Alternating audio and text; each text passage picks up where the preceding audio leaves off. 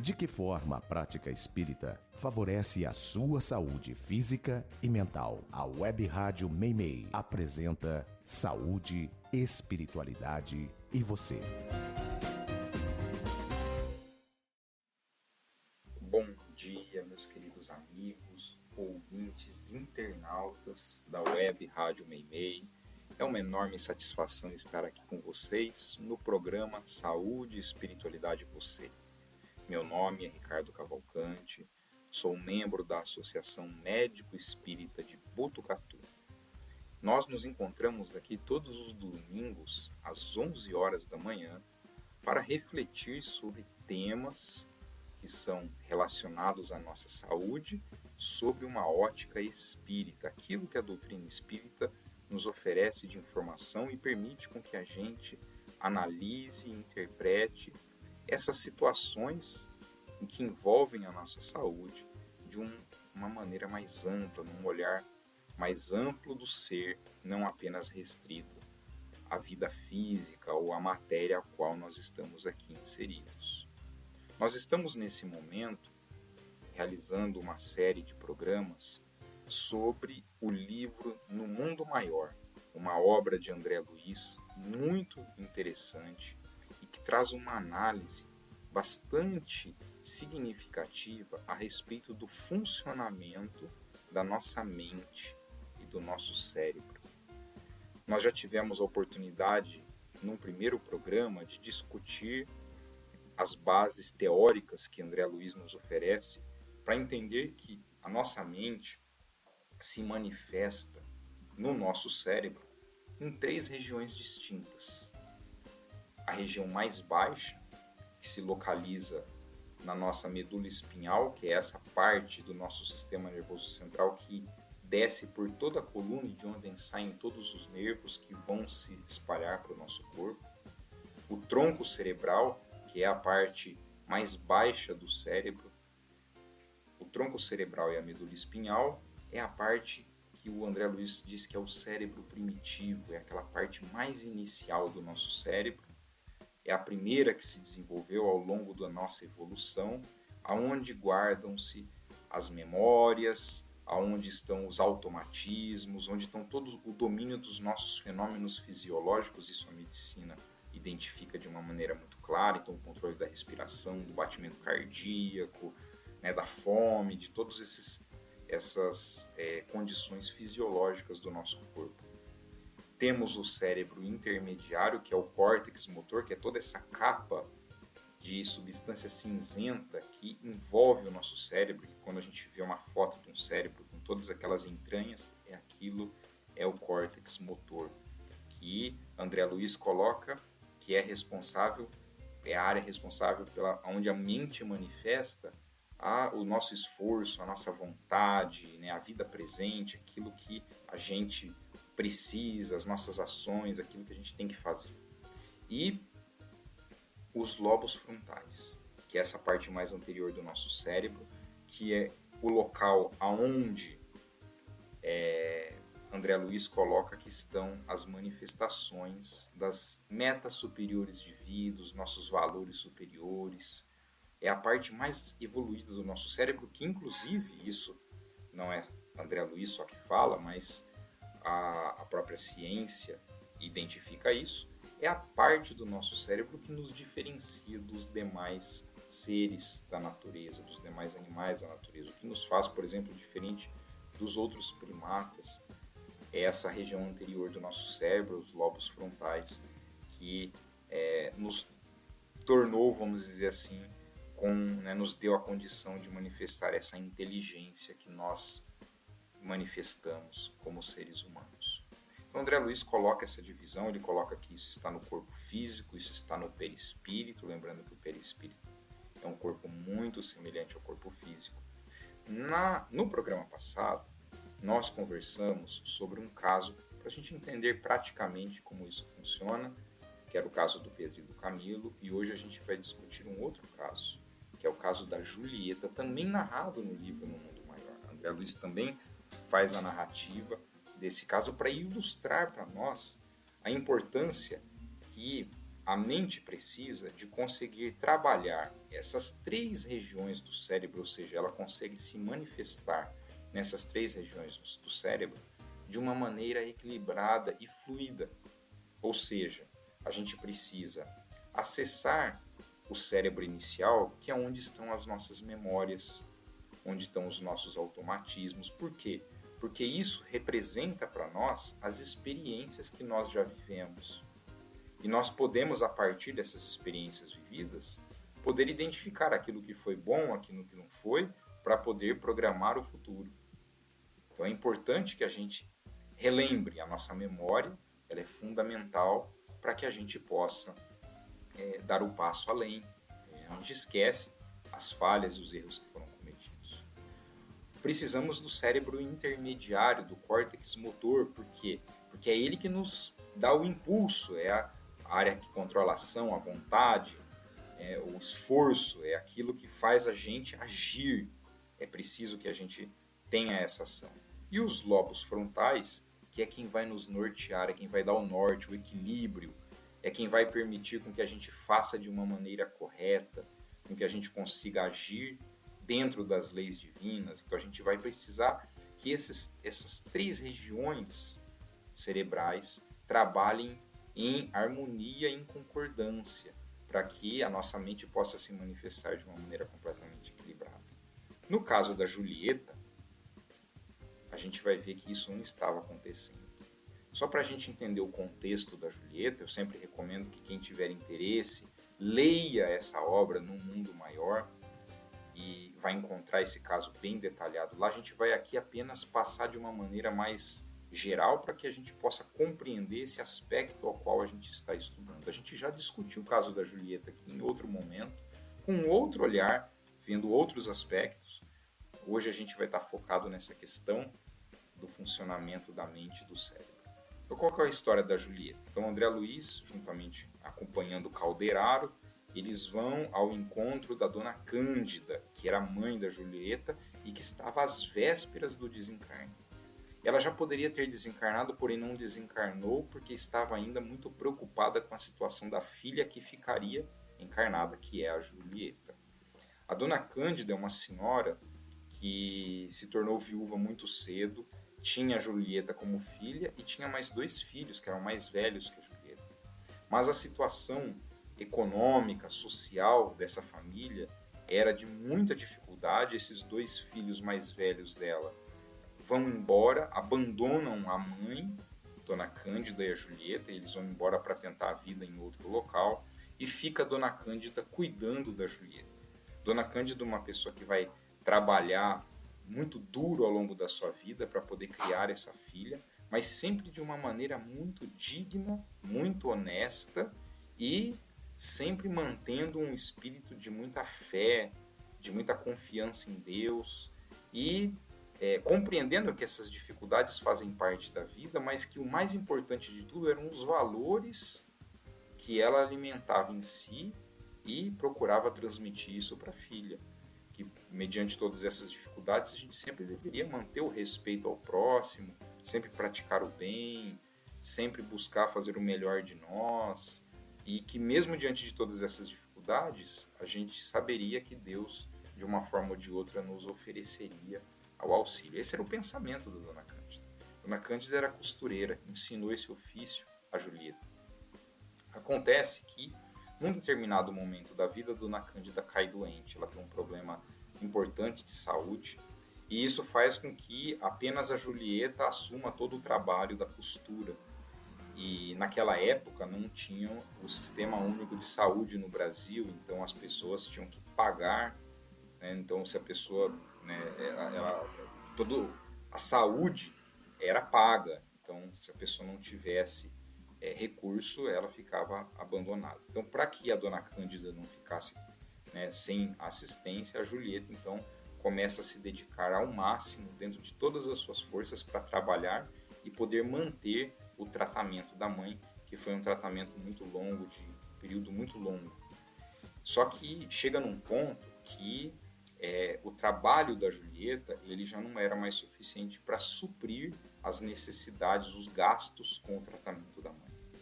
A Julieta ela procura ajuda de muitas pessoas, de amigos, de familiares, pedindo socorro, mas todos viram as costas para ela, uma situação que realmente acontece. Muitas vezes as pessoas, na hora da situação difícil do seu próximo, viram as costas.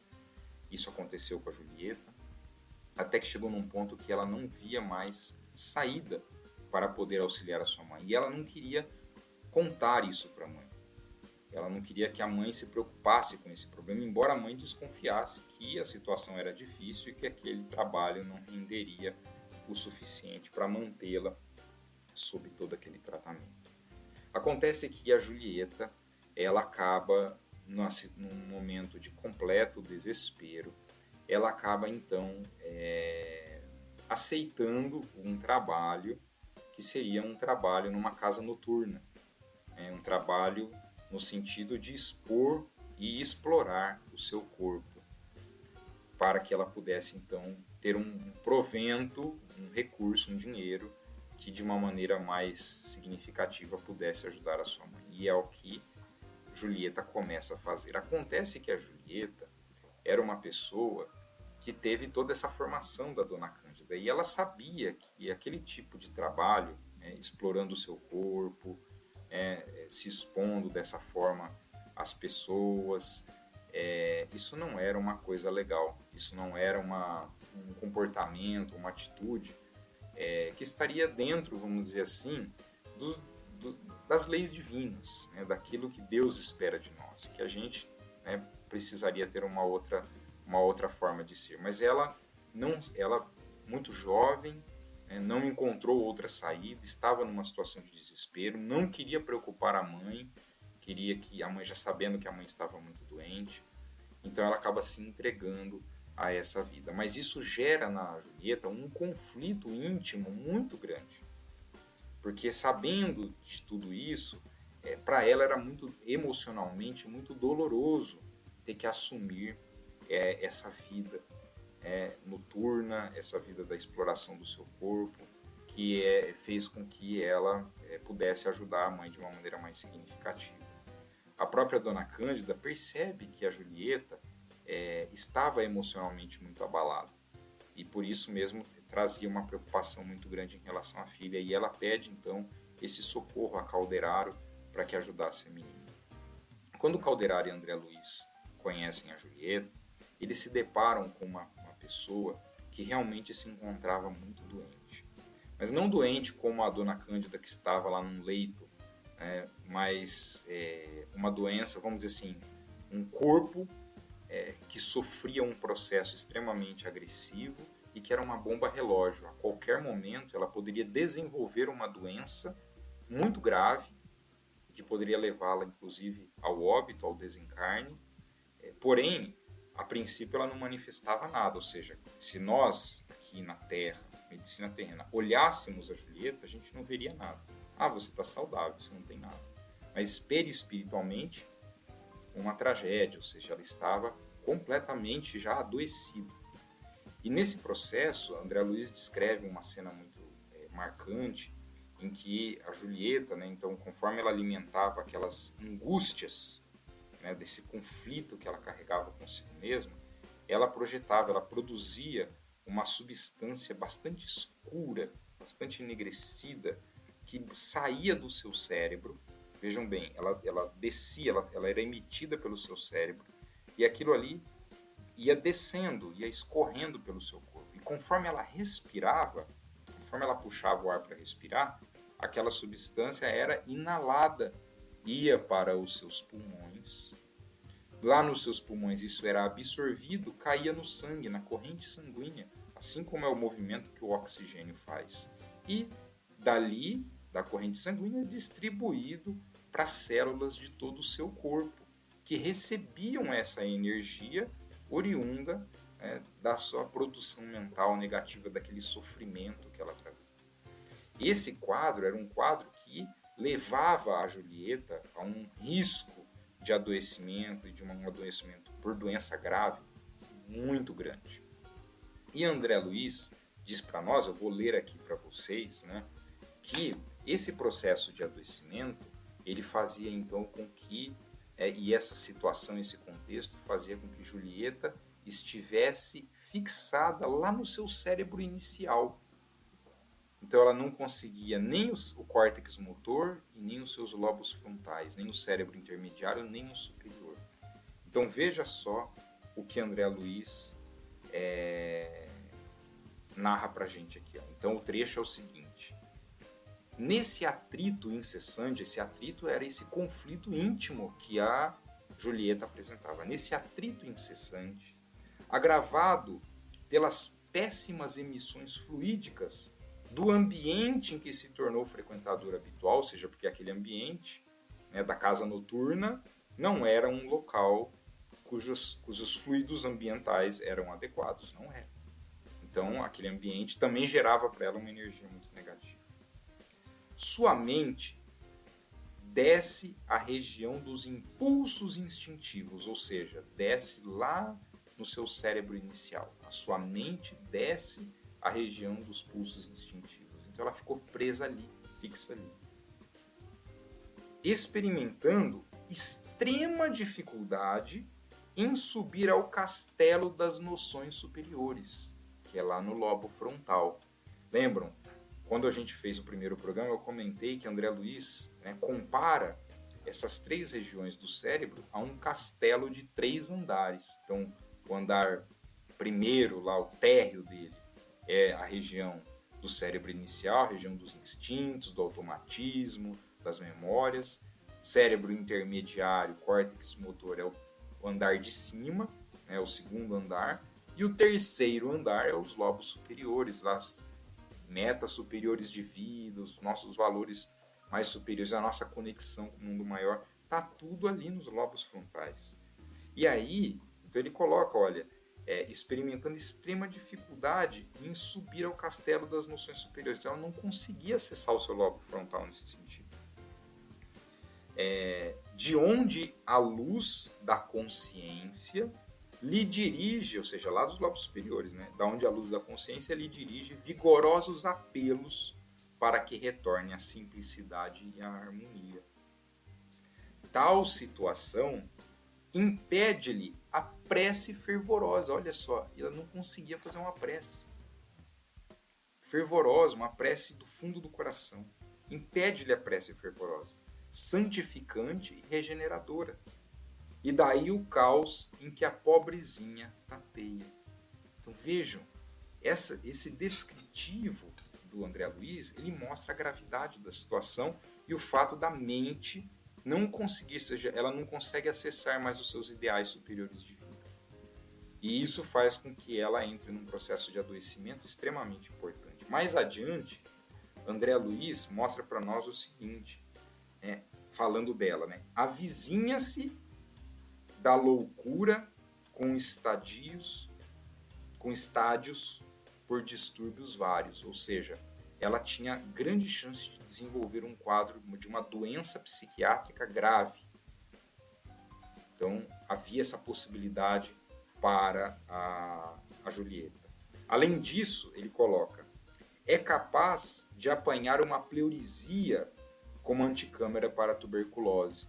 Pleurisia é um problema pulmonar, né, da pleura, do pulmão, e que serve como porta de entrada para a tuberculose. Com facilidade, será vítima de deploráveis intoxicações do sangue, que se caracterizarão por moléstias, ou seja, por doenças indefiníveis dos vasos ou da epiderme, da pele, sem excluir as desarmonias fatais do fígado, prováveis portadoras da ruína e morte para o veículo denso. Então vejam, meus amigos, a gravidade que isso pode alcançar. E vejam, a medicina terrena não está enxergando nada disso. A gente vai olhar o corpo da Julieta, está tudo certo. Mas a hora que eclode a doença, ela vem de uma maneira muito agressiva, porque perispiritualmente ela está em frangalhos. Por isso, a grande importância da gente manter esse equilíbrio e buscar esse equilíbrio. Ah, mas como que a gente vai impedir com que a gente se fixe em determinado local? É através da prática do bem, da vivência do evangelho, da prece, as ferramentas pelas quais a gente pode trabalhar para manter a nossa mente equilibrada e funcionando nessas suas três partes do nosso cérebro, compreendendo aquilo que a doutrina espírita nos ensina a respeito da vida, a respeito das nossas ações, nos vendo como espíritos imortais e não apenas restritos a essa vida. Isso tudo nos auxilia dentro desta caminhada. Para o próximo programa, nós estaremos conversando sobre um outro caso que André Luiz também narra nessa obra para entender um pouco melhor deste fenômeno. Que tenhamos todos uma semana de muita luz e de muita paz.